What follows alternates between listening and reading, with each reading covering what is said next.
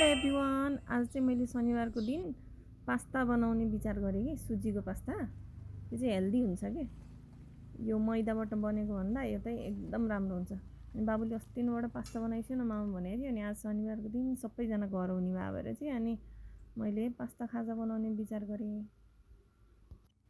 पहिला त्यसलाई मजाले भगभग उम्लेको पानीमा टक्क हाल्दिएँ पास्ता। त्यसपछि एकछिन मजाले पकाएर त्यो पाकेपछि चिसो पानीले पखालेर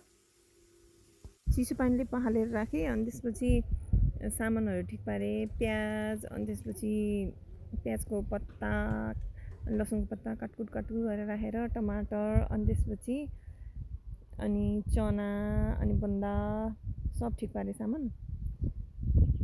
त्यसपछि तेल बसालेर प्याज, अनि त्यसपछि लसुन सब कुराहरू भुटभाट गरेँ। अनि त्यहाँबाट टमाटर हालेर अनि मसला नुन हालेर एकछिन मजाले छोपेर पकाएँ। अनि सब पाकिसकेपछि टोमेटो केचप, अनि त्यसपछि सोया सस हालेर अनि एकछिन चलाएर अनि त्यसपछि अघि उसिनेर राखेको पास्ता हालेँ। अनि मजाले एकछिन पकाएँ। चलाइ पकाइ ओरेँ। अनि त्यसपछि अनि पाकिसकेपछि आज मैले नयाँ टेस्ट के गरेको भने मरिचको उसलाई कि धुलोलाई पनि अलिकति हालिदिएको, छुट्टै टेस्ट आउँदो रहेछ। कस्तो मिठो भएको थियो भाइ। अनि टक्क पाकेर हेर्दैखेरि कस्तो मजाको देखेँ कि खाउ लाए जस्तो है। अन्त पकाउँदै झिकेर खाउँ जस्तो भएको कि मैले चाहिँ भिडियोमै राखेको छु होइन। यति उति के भनेर हाल्ने केही पनि भनिनँ कि तपाईँहरूले हेरेर थाहा पाउनुहुन्छ नि त के हाल्यो भनेर। सामान ठिक पारेको ओरेको सबै देखिहाल्नुभयो। त्यही अनुसार बनाउनु, एकदम मिठो हुन्छ, एकदम मिठो।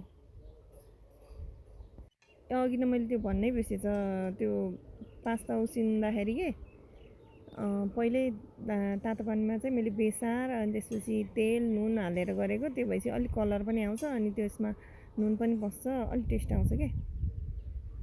त्यसरी गर्नु होला तपाईँ पनि, त्यसै गरी बनाउनु होला तपाईँ पनि, एकदम मिठो हुन्छ, कस्तो टेस्टी आउँछ।